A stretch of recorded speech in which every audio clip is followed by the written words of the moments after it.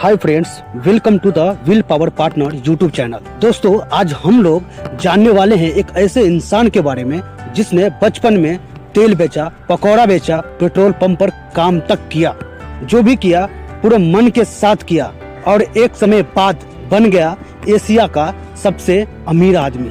जी हाँ दोस्तों, मैं बात कर रहा हूँ धीरू भाई अंबानी जी के बारे में, जिनका जन्म 28 दिसंबर 1932 को चोरवाड गुजरात में हुआ था। उनका पूरा नाम धीरज लाल हीराचंद अंबानी था। उनके पिता का नाम हीराचंद गोवर्धन अंबानी था, जो कि पेशे से एक टीचर थे। दोस्तों, आप धीरू भाई की बचपन की कहानी सुनकर हैरान हो जाएंगे। लोग 25 साल की उम्र तक बेरोजगार रहते हैं।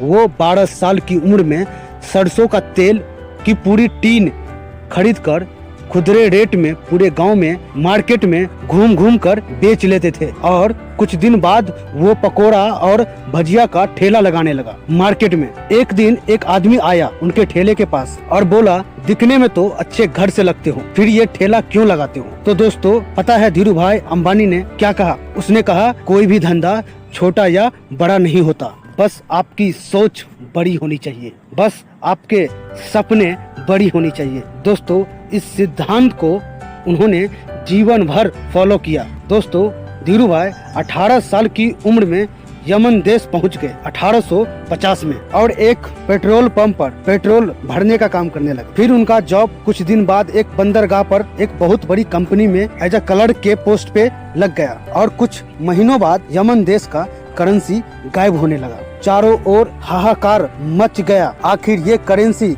गायब कैसे हो रही है? जब वहाँ का सरकार जांच करती है तो पता लगता है कि एक बंदरगाह पर एक छोटा सा क्लर्क जो कि खुले ऑफर देकर कह रहा है, जिसके पास जितना करेंसी है मुझे दे दो। और दोस्तों, जब उस पैसे को गहराई से जांच किया गया तो पता चला कि वह तेज दिमाग क्लर्क, जिसने पहचान लिया था कि हर सिक्के में जो सिल्वर है वो करेंसी की एक्चुअल वैल्यू से ज्यादा है। वो सबसे सिक्के लेकर उसे पिघला देता था और उस चांदी को ब्रिटिश व्यापारियों को बेच देता था। पूरे 3 महीने लगे यमन देश के सरकार को उसे पकड़ने में। तब तक धीरू भाई लाखों रुपया कमा चुके थे। दोस्तों, जरा सोचो क्या हिम्मत रहा होगा इस आदमी का, क्या दिमाग रहा होगा। और धीरू भाई एज अ क्लर्क 8 साल तक काम किया और बहुत कुछ उन्होंने वहाँ पे सीखा कि बिजनेस कैसे चलता है। जब वह इंडिया वापस आए तो उनके पास केवल 500 रुपया था। वे 1958 में इंडिया आ गए। उन्होंने गुजरात के सौराठ में ऑटोमोबाइल स्पेयर पार्ट्स का बिजनेस करने का निर्णय लिया। फिर उनके दोस्तों ने कहा कि ये ऑटोमोबाइल का धंधा नुकसान का है, को छोड़, तेरा दिमाग बहुत तेज है, तू मेहनती है, तू बड़ा कर सकता है और तू बड़ा करने के लिए इस दुनिया में आया है, तू बड़ी मंडी जा। और वहीं पर धीरू भाई अंबानी को यह बात जच गई। तब धीरू भाई मुंबई आ गए। मस्जिद बंदर में उन्होंने अपने कजन चंपक लाल के साथ 360 स्क्वायर फीट के जगह में 3 चेयर और एक टेबल के साथ अपना बिजनेस शुरू किया, जहां वो स्पाइसेज और यार्न को एक्सपोर्ट करते थे यमन, और वहां से पॉलिस्टर धागा इंपोर्ट करके इंडिया में सेल करते थे। सिर्फ इन्होंने 15,000 से अपना बिजनेस शुरू किया। शुरुआत में उनके पास सिर्फ 2 स्टाफ थे। दोस्तों, मैं बता दूं कि धीरू भाई अंबानी और चंपक लाल का बिजनेस करने का तरीका और decision making power, risk taking power एक दूसरे से बिल्कुल अलग थी। इसी बात को लेकर 1965 में धीरू भाई अंबानी ने चंपक लाल के साथ पार्टनरशिप बिजनेस खत्म कर दिया और खुद के दम पर बिजनेस को आगे बढ़ाया। दरअसल चंपक लाल एक सतर्क व्यापारी थे। उनको सूत बनाने के माल में कोई इंटरेस्ट नहीं था, जबकि धीरू भाई अंबानी एक रिस्क उठाने वाला व्यापारी था। इसके बाद धीरू भाई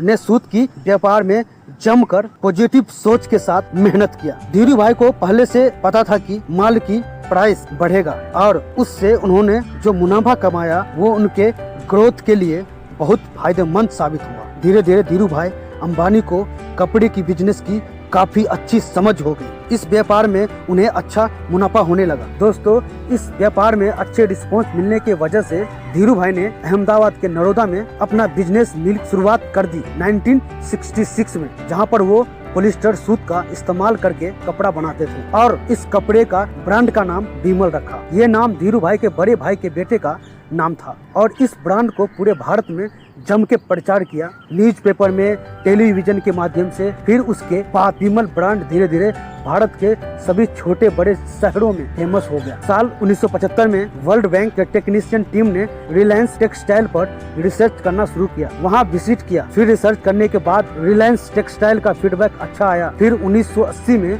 धीरू भाई अंबानी ने सरकार से पॉलिस्टर कपड़े यान से बनाने का लाइसेंस ले लिया। उसके बाद उन्होंने कभी भी पीछे मुड़कर नहीं देखा। उन्हें सफलता मिलती गई जब उन्होंने 1977 में आईपीओ लॉन्च किया रिलायंस टेक्सटाइल का, जिसमें 58,000 लगभग निवेशकों ने अपना पैसा उसमें इन्वेस्ट किया। पूरे देश भर से लोगों ने रिलायंस का शेयर खरीदा। धीरू भाई अंबानी टेक्सटाइल बिजनेस में सफलता प्राप्त करने के बाद पूरे दुनिया में विमल ब्रांड के नाम से पॉपुलर हो गए। फिर उन्होंने अपने बिजनेस की विस्तार अलग अलग क्षेत्रों में किया, जैसे कि petrochemicals, telecommunication, information and technology, electricity, retail, textile, infrastructure, service, capital market and logistics. कुछ साल बाद धीरू भाई अंबानी के दोनों बेटे मुकेश अंबानी और अनिल अंबानी अपने पिता को साथ देने लगे।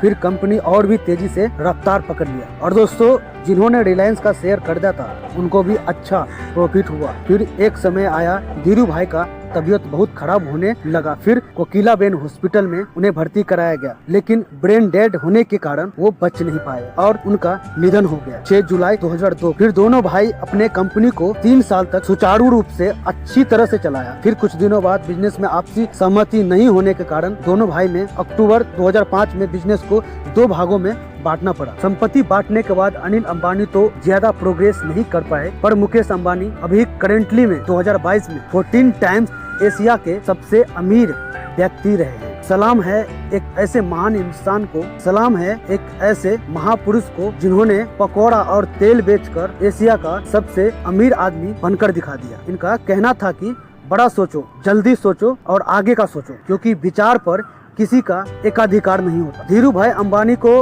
2016 में पद्मा विभूषण से भी सम्मानित किया गया। धीरू भाई ने एक बात कहा था, अगर आप गरीब पैदा हुए तो इसमें आपकी कोई गलती नहीं, लेकिन आप अगर गरीब ही मर जाते हो तो इसमें सिर्फ आपकी ही गलती। दोस्तों, हमें उम्मीद है यह वीडियो आपको अच्छा लगा होगा। अगर अच्छा लगा तो हमारे चैनल को सब्सक्राइब करें, लाइक करें और दोस्तों के साथ शेयर करना ना। थैंक यू दोस्तों, जय हिंद।